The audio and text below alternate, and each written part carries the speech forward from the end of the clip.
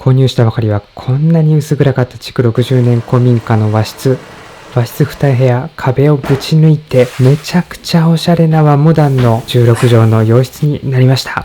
その様子ぎゅっとまとめましたのでご覧ください。はい、ということで本日も始まりました。家賃収入を得てニートになるための DIY チャンネル。本日は和室の洋室化総集編ぎゅっとまとめました。めちゃくちゃ自信作です。せめて最後のビフォーアフターだけでも見ていただければと思います。はい。それでは元々の和室の状態ですね。こんな感じでした。築60年の古民家でございます。伝統的な和室がですね、4つ田の字型に並んでいる、そんな間取りでございます。見てください。これツタですよ。家の中にツタが生えちゃってますよ。いやー、最初は結構ね、びっくりしましたね。あとは床がベコベコになっちゃってて、これはもう大工さんに直してもらいました。これ畳剥がすとね、なんといろりが出てきたんですよ。これなんか活用したいなと思ったんですけど、さすがにこのちょっとね、間取りだと無理かなということで、これは残念ながら潰しました。はい。で、奥の和室ですね。奥の和室、おもちゃやぬいぐるみが散乱してました。おじいちゃんの家とかにね、お孫さんが遊びに来てたりとかしてたんですかね。その時の名残な感じがしますね。10年前までは多分そんな感じで、この部屋も使われていたなと思います。10年間空き家の物件でございます。ちなみに、この物件を購入した当初の様子はですね、こちらの動画にまとまっておりますので、ぜひね、気になる方ご覧ください。ここにもね、ツタが生えちゃってますよ。これどこから繋がってるんだろうなと思って見てみたんですけど、これね、どうやら押し入れの方からも出てきてるようですね。そこからこのタンスのとこまで伸びちゃって。いやー、すごいですね。10年間空き家にしちゃうとこんな感じになるんですね。今この4部屋ぐるーっと回って見ているところでございます。畳剥がして、その後はこんな感じですよ。奥の部屋に今粗大ゴミが詰め込まれています。粗大ゴミ捨てる様子もこの後ご紹介するんですけど、捨てた後はこんな感じですね。はい。薄暗いですよね。これなぜかというと、壁がね、砂壁。結構ね、グレーの砂壁よくあるタイプですよね。やっぱり壁がグレーだと全体的に暗くなっちゃいますね。あとは外に大きな木が生えてるので、それもあってちょっとね、雰囲気が暗くなっちゃってます。こっちはもう大工さんに床を直してもらった後ですね、クッションフラーを貼るだけの状態になってます。こちらの部屋は、鴨居と敷居、あとはお仏壇があった場所ですね。こちらをスッキリさせて大きな一部屋にしていきます。初めてこのチャンネルご覧になるという方は、こちらの動画もご覧ください。まずはね、タンスとか大きな家具、あとは服とか本とかいろいろ残されたままだったんで、まずはこれを片付けなきゃ話にならないということで、こいつらを解体して、ゴミ処理センターまで持っていきました。軽トラでね、だいたい14往復ぐらいしましたね。結構ね、大変でした。全部で2トンのゴミが出てきましたね。いやー、ちょっとね、詳細はこちらの動画で紹介してるんですけど、詳しく見たいという方はぜひこちらの動画もご覧ください。今回はね、ちょっとダイジェストでお送りしていきたいと思います。この地域では10キロあたり150円でゴミを捨てることができました。なので2トンで3万円ぐらいですね。3万円程度で捨てることができました。今、レシプロソーという道具を使って、電動ノコギリですね、解体をしているんですが、解体にはこの道具が一番ですね。これ、例えば60センチ以内とか1メートル以内にしないと燃えるゴミ扱いにならなくて、粗大ゴミとして引き取られる。粗大ゴミとして引き取られると追加料金取られちゃうっていう自治体も結構ね、ありますので、本当に安く捨てたい場合はこうやって解体するのがいいのかもしれないですね。解体する必要はない自治体もありますので、最初にそれはゴミ処理センターに確認しておくのが良いかなと思います。ちなみにこの自治体、実はゴミ解体する必要なくて、粗大ゴミでも同じ料金で引き取ってもらえるということなんで、正直これ完全な無駄な労力でしたね。しょうがないです。はい、こんな感じでね、もう結構ね、ゴミが多いんですよ。服とかがね、多かったです。やっぱりね、昔の方って結構服よく持ってらっしゃいますよね。着物とかも本当に10着、20着ぐらいあったような感じでしたね。もったいないなと思いながら捨てましたけど、こんな感じで1枚大きな布がですね、ゴミにあると、こうやって上に乗せて一気に運ぶことができるので、結構楽に運ぶことができます。一軒家丸々片付けるってなったら絶対にこういうね、シーツみたいな布いっぱいあると思うんで、ぜひね、皆さんもお試しください。なかなかね、こんな状況になることってないかと思うんですが、もしあればね、ぜひお試しくださいというところでございます。どんどん軽トラに積んでいきます。これが14杯ですよ。凄まじい量ですよね。風で飛んでいかないようにカバーをかぶせております。ここまでやればね、完璧ですよね。はい、じゃあ、ということで、ゴミ処理センターの方に行きましょう。ゴミ処理センターこんな感じなんですけど、ここでね、車ごと体重計に乗ってゴミの重さを測ります。で、ここがゴミを捨てるエリアなんですけど、ここに燃えるゴミをどんどん投げ込んじゃって燃やしてもらいます。あとは粗大ゴミですね。粗大ゴミなんか捨てるときには、なんかね、クラッシャーみたいなものがあるんですけど、そこに入れてバリバリバリと家具をね、破壊していきます。で、その捨てたゴミの量に応じて料金を払っていくというシステムになってます。こちらは埋め立てゴミですね。陶器なんかが大量にありますよね。やっぱり昔のお家は人がいっぱい集まるので、そういう時のために大量の陶器、お皿を用意していますよね。はい、こんな感じでだるまとかね、ひな人形なんかもありましたね。で、やっと片付けてすっきりしました。なんか畳がすごいいいっすよね。腐ってるみたいな感じで、ふにゃふにゃでしたね、実際。はい、まあでもゴミがなくなるとだいぶすっきりしますね。雰囲気変わりますね。なんか明るくなった気がします。続いては壁をぶち抜いていきます。使う道具こんな感じですね。基本的にはこのバールと、あとはでっかいハンマー、この2つメインで壊していきます。こんなでっかいハンマーどこにあるんだって感じですけどね。これも残地物でいただきました。で、ブルーシートを敷いて、この上の鴨居ですね。この部分、鴨居って言うんですけど、これを壊していきます。で、この2つの部屋を1つにつなげて、16畳ぐらいの大きな部屋にしていきたいと思います。助っ人にも手伝ってもらうんですけど、完全防備ですね。これが解体する時のあるべき姿ですね。ヘルメットかぶって、メガネ、ゴーグルつけて、あとは防塵マスクですね。防塵マスク絶対必要です。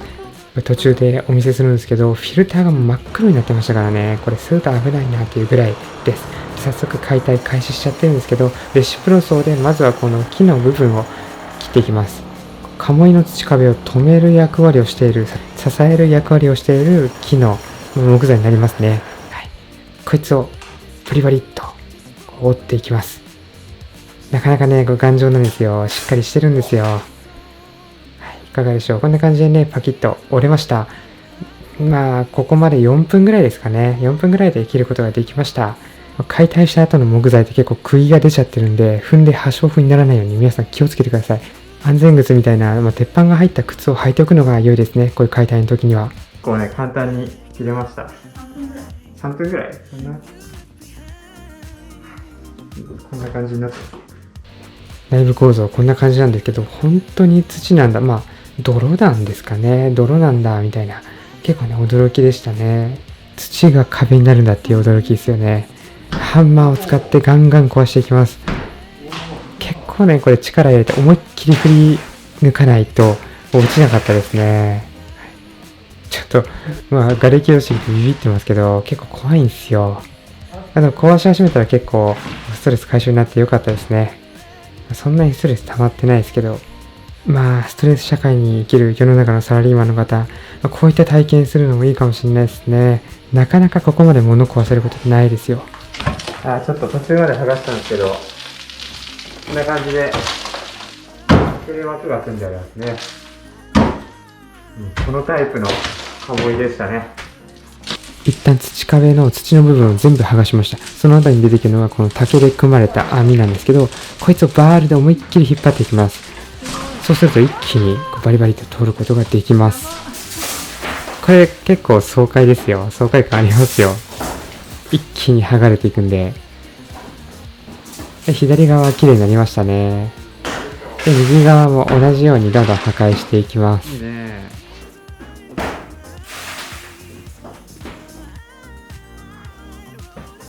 だいぶすっきりしましたね。右側を抜いて、出たゴミはこんな感じですね。ここね片付けるの大変そうですけど、お疲れ様でした。親方。続いて、もともと仏壇があった場所、こちらをね、解体していきたいと思います。ここも解体すればかなりすっきりしますよね。で、どんどんハンマーで叩いていきます。ここちょっとね、砂壁、土壁とは違うみたいで、石膏ボードの上に土壁の表面が乗っているっていう、ちょっと不思議な感じのものでしたね。解体の目線からするとかなり解体しやすかったです。はい、で、仏壇を支えていた柱、こちらも抜いていきます。構造上ね、問題なさそうだということは、知り合いの大工さんにも確認しているので、なかなか素人がね、この柱抜いていいだろうっていう判断するのはちょっと怖いかなと思います。こちらがですね、解体が終わった様子です。かなりね、ゴミ出ましたね。これ処分どうしようかなって結構悩みどころなんですけど、はい、ブルーシートもね、全く役割をなしていないですね。砂壁は全部ガラ袋っていう袋に集めて、埋め立てゴミに出しました。ここは自治体によって違うと思うので、皆様ご確認ください。で、次は敷居を解体します。敷居ってね、意外と簡単に外すことができるんですよ。バールでこうグイッと持ち上げてやると、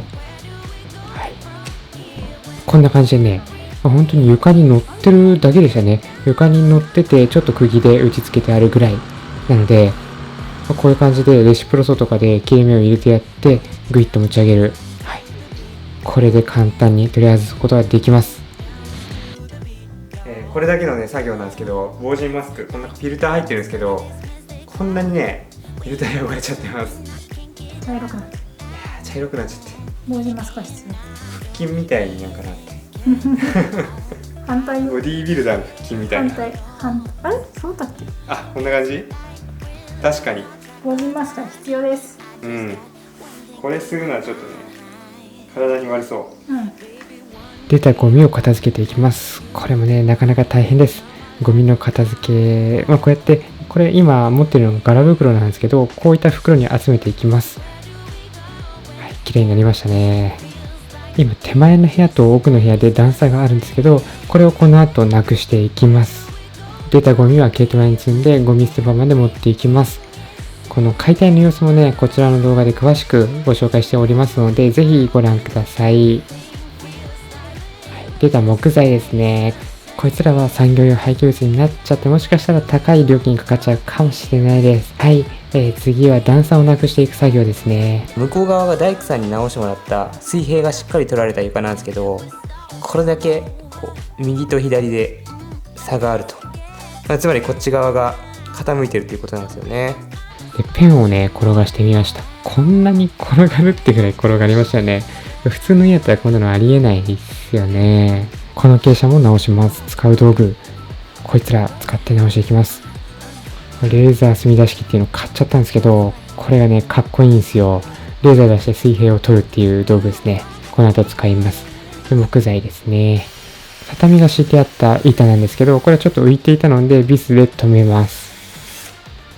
はい。で、ここから先ほどの中華製墨出しレーザー機で、どれぐらい傾いているのかっていうのを見ていきたいと思います。こちらが Amazon で買った6000円ぐらいのレーザー墨出し機ですね。これは付属していた緑のサングラス、目を保護するものだと思います。こんな感じで緑のレーザーが出るんですよね。なので目がやられないようにつけるものだと思うんですけど、かっこいいですね、このレーザー。このレーザーを基準にどれぐらいの高さがあるかっていうのを測って傾きを見ていきます。垂直と水平出すことができるので、壁なんか使うときにもよく使うみたいですね。はい、なんと衝撃の事実が発覚しました。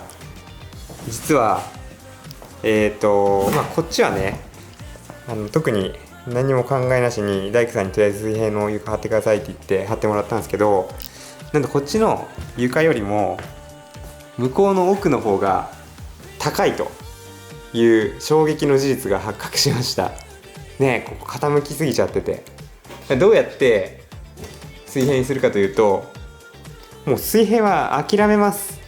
ちょっと傾いててもいいという感じで、合板のみを貼っていこうと思います。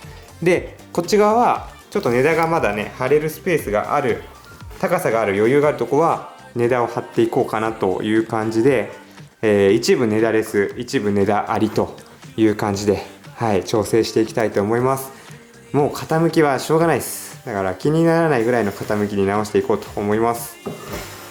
はい、ホームセンターで木材を買ってきました。12mm の合板ですね。これを8枚かな、8枚購入してきました。はい、どんどんね家の中に運び入れていくんですけど、結構ねこれが大変なんですよね。あとは角材、たるぎっていうんですかね、これで高さの調整をしていきます。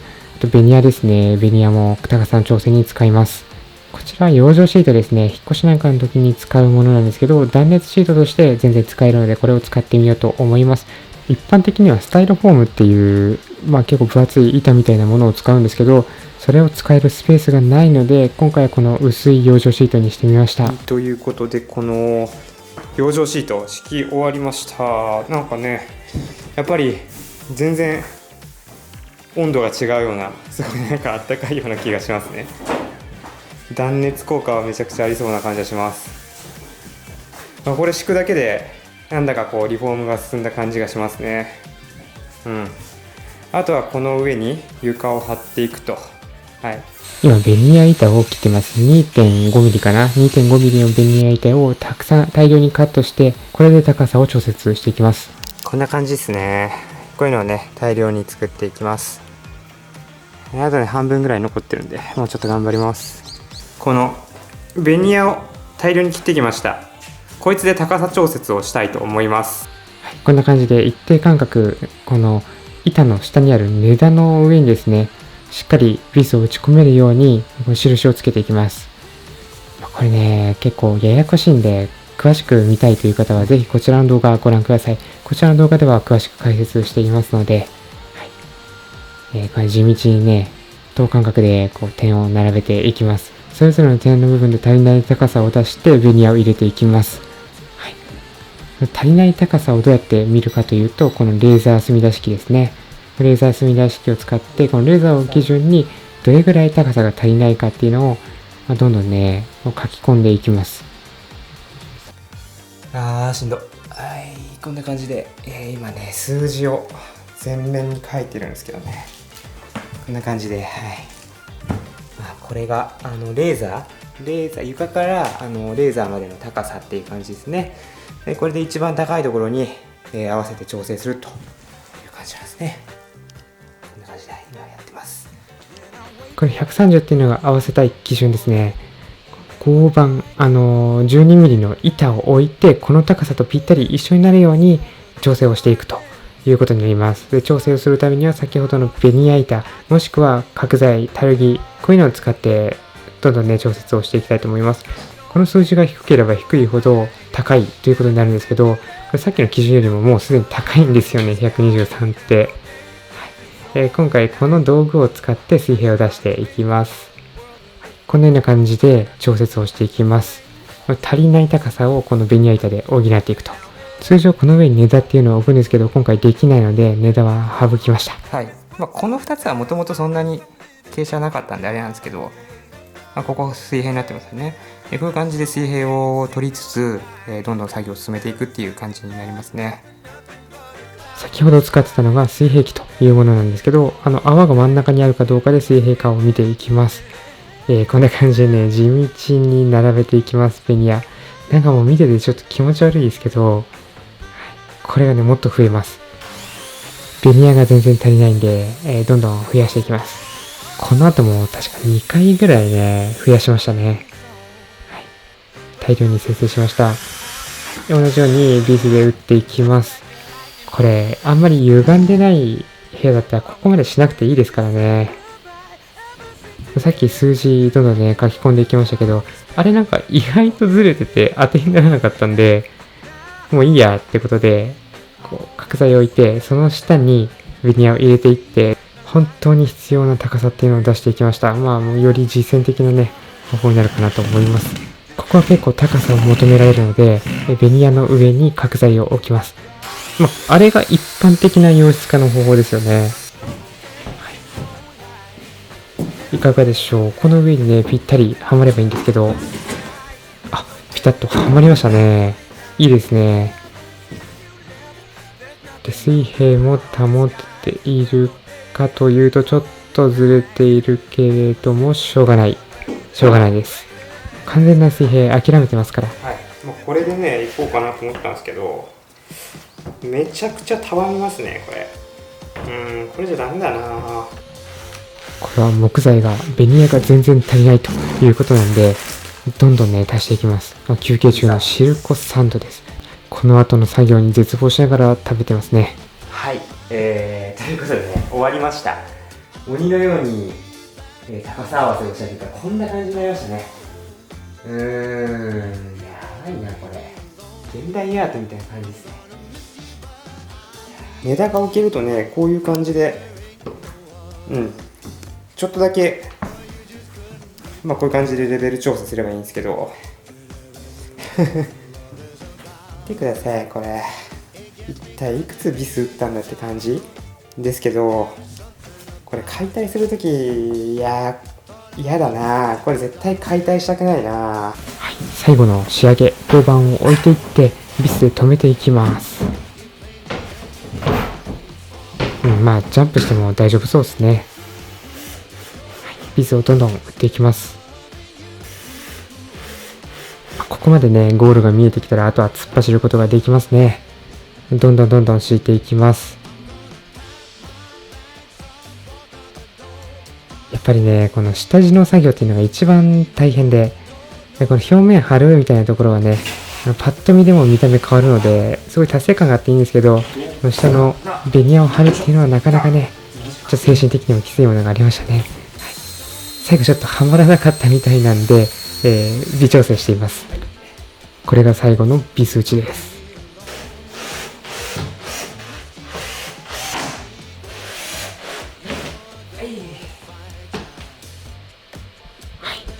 一旦床張りは終わったみたいですね。いいですね。高さ、ここから見る限りだと揃いましたね。なんかもう雰囲気がガラッと変わりましたね。大きな一部屋になりました。や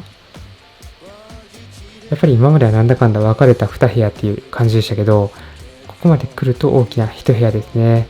はい、続いての作業がちょっと戻るんですけど、この壁をね、真っ白にしていきたいと思います。漆喰を今回はね、塗っていきたいと思います。これ仏壇が元々あった場所で、コンクリートみたいなのが出てきちゃってましたね。和室が4部屋あるんですけど、この砂壁全部に漆喰を塗っていきます。結構なね、量になりますね。特にこの部屋、この部屋和室のまま残しておこうと思うんですけど、結構壁が多いんですよね。こういう床の間とかね、そういうところの壁が多いんですけど、ここは大変でした。今回使った漆喰はこちら、大和漆喰20キロ入りのもの。こちらを全部で4袋ですね。80キロ、後で1つ追加しました。はい、じゃあ次はシーラー塗るんですけど、シーラーを塗る前に、柱とかそういうとこをこれでマスカーと養生テープで養生していきます。はい、養生する前に先ほど掃除をしました。壁にね、結構ホコリとかいろいろ汚れがついていたので、10年間空き家だったんでね、それ汚いですよね。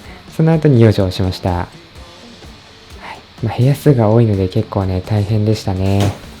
シーラーを塗っていきます。カチオンシーラーというものを使ったんですけど、結構砂壁ってポロポロ落ちてくるんですよね。で、それをしっかり固める役割やったり、あとはアクが出てくるのを防ぐ。ちょっとね、今回アクめっちゃ出てきたんですけど、一応アクを防ぐ効果があるということでございます。で、今回はこちらをね、2度塗りまでしていきました。1回塗って乾いてから2、3日後ぐらいですかね、2度塗りをしていくという感じでやりました。こんな感じですね。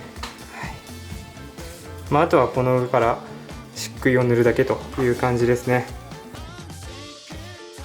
はい、一度塗りが終わって2日ほど今経ったんですけど、どうですかね。結構すごいちゃんと固まってる感じはしますね。もう一回塗ったら多分完璧になるのかな。これ問題なさそう。しっかり塗れてる感じはしますね。シーラーなんですけど、業務用のものがいいですね。こういう一斗缶の入ったものじゃないと、多分高くて大変ですね。ネットショップなんかで安く買いましょう。はい。で、漆喰が届きました。まずはね、3つ注文しました。60キロですね。これだけでいけると思ってましたが、後で追加でさらに20キロ購入することになりました。大和漆喰という漆喰ですね。こんな感じでね、最初に練る必要があります。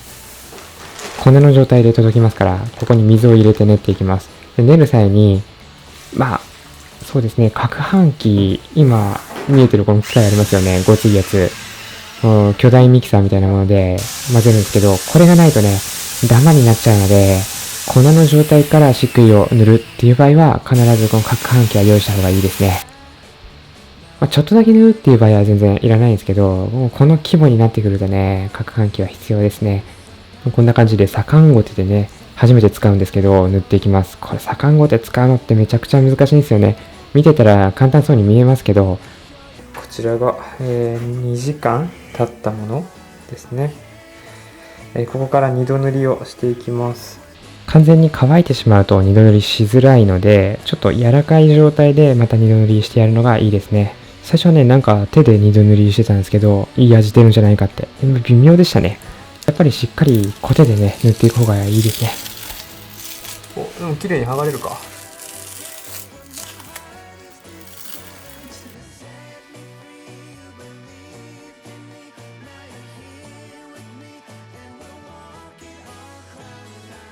漆喰を塗ってから2日間ぐらい置いて、また今日ちょっとね見に来ました。パッと見ねこう真っ白でいい感じなんですけど、いやー最悪っすね。こんな感じでなんかね黄色くなっちゃってんすよ。アクが出ちゃってるっていうんですかね。シーラー2回塗ったんですけどね、足りなかったってことなのかな。こっちもねアクが出ちゃってて、いやーこれ多分シーラー塗ってもう一回しっかり塗り直しなんですよね。なかなかしんどいっすね。いや、こっから地獄の始まりですよ。大変なんですよね。アク出ちゃうと、この後シーラー塗って、その上から漆喰をもう一度塗らなきゃいけないんですよ。もう全然漆喰も足りなくなっちゃって作り直しですね。最初はね、20キロ、3000円ぐらいなんですよね。この漆喰の粉って。20キロ3000円めちゃくちゃ安いじゃんと思って手を出しちゃったんですけど、正直めっちゃ後悔してますね。いやー、終わりました。しんどかったー。低いなー。もう多分一生やんないと思いますね。きつかったんですけどね。こんな感じのもともと暗い感じの部屋が真っ白になって、雰囲気明るくなりました。素材感も良くて、結構ね満足はしてますね。ただ皆さん聞いてください。これだけは覚えておいてください。漆喰はめちゃくちゃ臭い。本当に臭いんですよ。なんかね、腐った魚みたいな匂いがして、結構ね、ハエも止まったりするような、想像とは違う感じでしたね。最近では練り済み漆喰うまく塗れるみたいな商品もあるので、そういうの使うと臭くないかもしれないです。ちょっと高いんですけどね。そうこうしてるうちに次の作業に移りました。次の作業は、クッションフロア張りですね。いよいよ大詰めでございます。パテで隙間を埋めたら次はクッションフロアを仮置きしていきます。これね、めちゃくちゃでかい20メートル巻きのものを買ったので、すっごい重いんですよ。なかなか一人じゃ大変だと思います。二人いてよかったと思います。こんな感じですね。仮置きしただけでも一気に雰囲気変わりますね。いや、もうこんな感じでね、くつろげるスペースになりましたね。渋いな、なかなか。いい感じの渋さだね、これ。次は仮置きしたクッションフロアをボンドで貼っていくんですけど、こんな感じでボンドをね、ダーッと出していきます。で、これを伸ばして、しっかり全面にボンドを塗っていくんですが、このボンドがね、クッションフロアのボンドも普通にホームセンターで買うと高いんですよ。なので、さっきの大きい業務用のものを購入するといいかもしれないですね。18キロで5000弱でした。ボンドをね、こんな感じで塗り終わったんですけど、15分ぐらい、季節によって違うんですけど、15分ぐらい夏はオープンタイムって言ってしばらく放置しとく時間があります。オープンタイムはボンドの密着性を高めるものなんですけど、季節やボンドの種類によって変わってくるので、それぞれ確認してみましょう。はい、オープンタイム終わったら貼っていきます。この貼る作業が終わったら、クッションフロアに入ってしまった空気を抜いていくんですけど、長いこういう感じのね、木の棒なんかがあるといいですね。これに、なんかこうタオルとか、今回養生シート巻きましたけど、こういうクッション性のあるものをしっかり巻いて伸ばしてやると空気が抜けます。はい。で、次はクッションフロアの余分な部分をカットしていきます。クッションフロアカッターっていうのをさっき使ってたんですけど、あれがあるともう簡単に隅が綺麗に切れるのでおすすめです。逆にこういうカッターナイフなんかで切るとすごい大変なんですよね。今もクッションフロアカッター使ってますね。もうこれがないとクッションフロアは自分は貼れないですね。ちょっとこれだけでは切り切れない部分があるので、そういった部分はカッターナイフを使います。あとは真ん中の重なっている部分、こちらもカッターナイフで切りました。しっかりジョイントローラーでね、圧着していきます。残り半分も同じように貼っていきます。これが終わったら1部屋分完成でございます。いかがでしょう？なんかね、もう住めそうな感じになってきましたよね。で続いて襖ですね。襖汚いんですよ。もうなんか剥がれちゃってボロボロになってるんですよね。今回は襖に壁紙を貼っていきます。壁紙を貼るにはまず古い襖を剥がすんですけど、なんかツタの跡がついちゃってますね。はい、もうこれも一緒に全部一掃しちゃいましょう。ペリペリと剥がしていきます。スクレーパーやカッターナイフ使って剥がしていきます。結構ね、これ剥がしやすい襖でちょっと楽でしたね。家の中の残っている襖も剥がしていきます。ちょっと端っこ残っちゃってるんですけど、これどうしても剥がせなかったんで、そのまま上から壁紙貼っていきます。でこちらは綺麗に剥がせました。はい、で今回はね、この黒い壁紙を貼っていきます。光沢のないちょっとマットな感じの落ち着いた感じの黒い壁紙、これを貼っていきます。だいたいこちらの壁紙1メートルで600円弱ぐらいの値段でした。一つ襖貼るのに800円ぐらいですね。貼り方についてはこちらの動画で詳しく解説してますので、ぜひご覧ください。もっと安い白の量産型のものを使えば、もっと安く済みます。1枚500円ぐらいですかね。1メートル300円台のものなんかがあるので、そういったものを使えばもっと安く襖を張り替えることができます。はい、どんどん襖の張り替え作業進んでるんですけど、今は襖の取っ手の部分、こちら穴を開けてます。排水口みたいな感じで8等分ぐらいにカットしていきます。はい、このまま襖の取っ手をはめ込んで釘を打っていきます。これ今金槌で直接いっちゃってますけど、本当は襖を打つために間に挟む棒みたいなものが売ってるので、そういうものを使うと襖の取っ手に傷がつかずに済みます。そのまま打っちゃうと傷がついちゃいますね。はい、立てて襖貼った方が楽じゃんっていうことになって立てて貼ってます。いや、いいですね。高級感のある仕上がりになってますね。やっぱ黒、いいですね。古民家にはやっぱ黒が合いますね。今これは建具の調整をしています。もう全然立て付けが悪くて開かない状態だったんで、ちょっと丸ノコで削ってます。はい、いかがでしょう。スムーズにね、動くようになりました。どうしても古民家だと、こういう鴨居の真ん中の部分が下がってくるんですよね。そうすると、この扉、襖っていうのが開かなくなっちゃうんで、少し削る必要が出てきます。どんどん貼っていきます。もう一気にガラッと雰囲気が変わりますね。なんか元の状態が思い出せないぐらい綺麗になっちゃいましたね。これが終わったらいよいよ長かった和室の様子が終了です。それではお待ちかねビフォーアフター行ってみましょう。もともとは典型的な古い古民家の和室ですよね。それがいかがでしょう。はい。こんな感じでめっちゃ良くないですか。おしゃれな和モダン。なんかね、雑誌の表紙とかに出てきそうな、ちょっとね、もう結構自信作なんですよね。照明も変えました。こんな感じのスポットシーリングライト。今風のものをつけてみました。電球色を使って温かみのある部屋っていうのを意識しました。いや、もともとね、こんな感じで廃墟感あったんですよ。やっぱ襖が汚いと。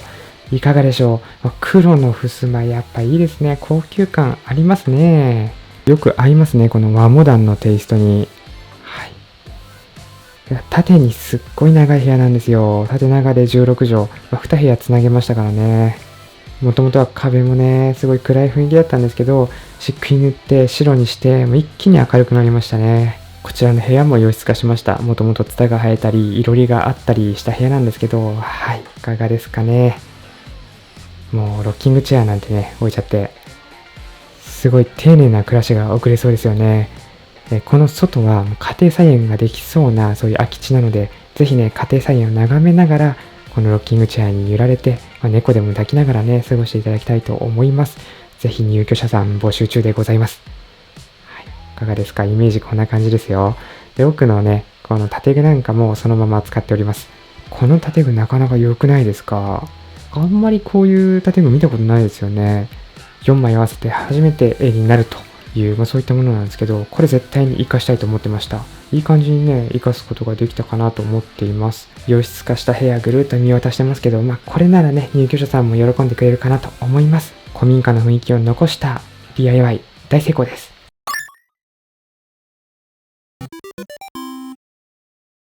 ゴミを掃除してたらこういう木彫りのクマが出てきましたね。こういうのって大体どこの古民家にもあるもんなんですかね。あとはだるまとかね、気分的にちょっと処分しづらいですけど、こういうの欲しい人いるんすかね。もしいらっしゃったら次の古民家買ったら、差し上げますんで、ぜひコメントください。そろそろ全体の総集編作りますんで、お楽しみに。